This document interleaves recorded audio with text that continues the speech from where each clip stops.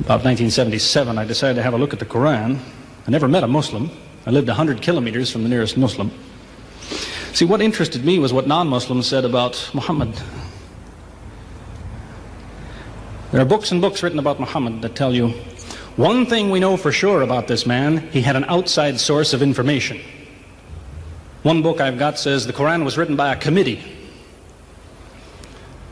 because they've established so well that there's information in there that an Arabian shouldn't have known. He must have had someone from the outside bringing him this information. So they say, one thing we know for sure, he had an outside source of information. Now, he said this book was a revelation. So they say, you see, he was a liar. He got it from somewhere, he put it in a book, and he gave it to someone, telling him it was from God. He was a liar. Other people write books and books on the subject of Muhammad, and they say, one thing we know for sure, he thought he was a prophet. He was crazy. Because they look at his life very carefully, and they see episodes like, for example, when he hid in the cave with Abu Bakr. He was running from the whole city who wanted to kill him, and he hid in the cave, and when the Meccans came running up to the cave to kill them, what did he say to his friend? Did he tell him, see if you can find a back way out of the cave? What he told his friend was, relax. He was telling him, I see what you see, but he said, God is with us, God will save us. So people on that basis, they say, you see, he thought he was a prophet. He thought God was with him because he said things like that. He wasn't a liar. They never seem to realize that one man can't be both. So you can't be a liar and a crazy man at the same time. If you think that an angel gives the words of God in your ear, and somebody says, I have a question for you, what does God tell you about this thing? I want to hear an answer tomorrow. If you're a crazy man, if you think an angel whispers in your ear, then you don't sit up that night thinking, what will I tell him tomorrow? What can I find? Who knows the answer? You're crazy. You think the angel will tell you the answer. You don't go and look it up somewhere. You see, you can't be a liar and a crazy man at the same time. You can be one or the other, or neither, but you can't be both. And you see, I read two non-Muslim biographies of Muhammad. One was by Rodenson, who's an atheist, who hated the man. But many interesting things come up about his life that I had to wonder about. One story that's told is that when he was an older man, he had a son named Abraham. The son died when the child was 2 years old. The same day the boy died, there was an eclipse of the sun. The sky went dark. And the Muslims came running to their prophet and said, look, it's a miracle. Your child died and the sky went dark in sadness. It occurred to me, see, if he was a crazy man, he'd probably believe what they said. He'd probably think, yes, it's a miracle. My child died, the sky is dark. Yes, it's a miracle. If he was a crazy man. If he was a liar, he would have taken advantage of it. He would have said, yes, right, my child died, the sky is dark, you tell everyone, it proves I'm a prophet. It's a miracle. But what did he do? He became angry with the Muslims. He told them that was nonsense. He was angry with them. How dare you say that? He said the sun and the moon are signs of God, and they don't worry themselves about the birth of a man or the death of a son of Muhammad. Doesn't look very crazy, doesn't look much like a liar. Now you have a third alternative, of course, which people tell you all the time. They say, no, he was not a liar. He was not a crazy man. He was deceived by the devil. Deceived by the devil. It's an interesting idea, but whatever you say, you better be ready to back it up. There's a lot of difficulties with that idea. For example, there is a verse in the Koran which tells the reader about a good habit to develop.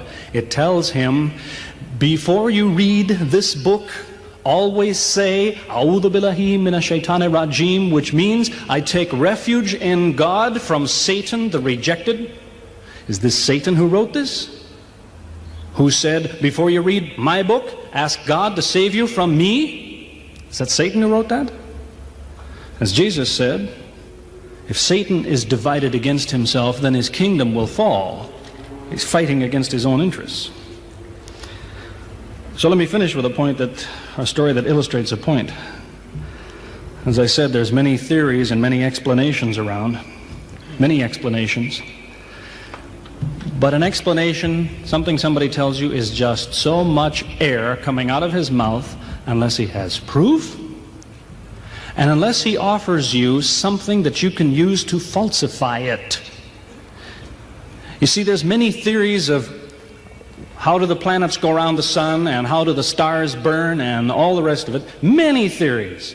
Most of them are just so much wind. Scientists pay no attention to them because they don't contain something that could be checked to prove it false. You see, Einstein was considered an intelligent man because when he offered his theory in 1905 and again in 1915, he didn't just offer a theory, he said, here's 3 ways to prove I'm wrong. Now it's worth listening to. He's told me, here's 3 different things you can do. If you can do this, I'm wrong. Here you are. Is there anything like that in Christianity? Has the Christian ever said, you want to prove I'm wrong? All you have to do is this. Has he ever done that? The Koran is filled with that kind of thing, filled with it. Saying, you want to prove this book is wrong? Do this. Prove it. Go ahead. Do it. Filled with that kind of thing. There's an example of it that made a big impression in its day, during the lifetime, 14 centuries ago, of the Prophet of Islam. You see, he had an uncle named Abu Lahab. That was his nickname, Abu Lahab. This man hated Muhammad. He hated anything the man said. He used to watch him going through the city, and if he saw him talking to someone, he waited till they split up. He'd go after the man he spoke to and take him and say, what did Muhammad tell you? Whatever it is, it's a lie.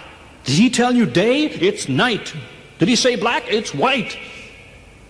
Exact opposite. Whatever he heard the Muslims say, he said the opposite. That was the way his mind worked. There's a little chapter of the Koran called Lahab, and it says about this man that he'll never change. It condemns him to hell, Jahannam. You see, if the man had ever become a Muslim, the Muslims would believe, well, now he's not condemned anymore. You see, for 10 years before Abu Lahab died, that was a part of the Koran. And the Muslims could come to Abu Lahab and say, do you know, it's been revealed to us in our book that you will never be a Muslim. God says you will never be a Muslim. For 10 years they told him that. All he had to do was say, well, your book is wrong. I want to be a Muslim. What do you think of your book now? That's all he had to do. He had 10 years to think about it. And that's the way he was. See, if somebody is your enemy, you don't come to him and say, you want to prove I'm wrong? Here, say this. Come on, say it. If all you have to do is say the words and I'm wrong, you finish me. He never did it. See, this is one of many cases of something that was offered that could have been falsifiable. So it was. As I say, in 1978, after, how long would that be? 15 years of arguing with the church authorities, one place or another, I got the idea. I'm going to argue with some other people. I'm going to read the Koran, see how much of it is any good, pick out the true, pick out the false. Thought it'll take a few years, it'll take some serious study and so on. I read through it. About 3 days later, I finished it. I said, this is what I've been saying for 15 years. So I went to find some Muslims. I don't want somebody to feel you've been tricked into something. I haven't said anything about Christianity that isn't true. I haven't said anything about Islam that isn't true unless it was a slip of the tongue or something. I'm simply trying to remind an individual, don't close your mind before it's too late. Don't make up your mind before you have all the facts. Most people who used to be Christians and become Muslims will tell you, I am a better Christian than I used to be. Now I follow Christ. I didn't before. That's what I would tell you. The Bible says Jesus told his disciples, when you greet one another, let your greeting be, peace be with you. He set the example. Peace be with you. Who says that today? Christians? Once in a great while, maybe. Muslims, whether they speak Arabic or not, they say, Salaam alaikum. Peace be with you. Jesus, when he prayed in the Garden of Gethsemane, put his forehead on the ground. Who prays like that? Christians or Muslims? Jesus used to fast for more than a month at a time. Who fasts today? Christians or Muslims? who really is trying to imitate Jesus. Somebody said to me before coming in here, they said, the Muslims make Jesus out, they insult him and so on and so on. How, possibly, do they insult him? They lift him up. Up. They can't tolerate anything bad said about him.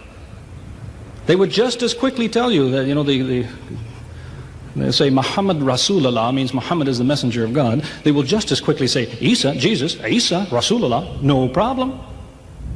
Just as quickly tell you that, because it's true. They occupy the same place. If God himself wants to make distinctions among his prophets, that's his business, not ours. Treat them all with the same amount of respect. May God guide us always closer to the truth.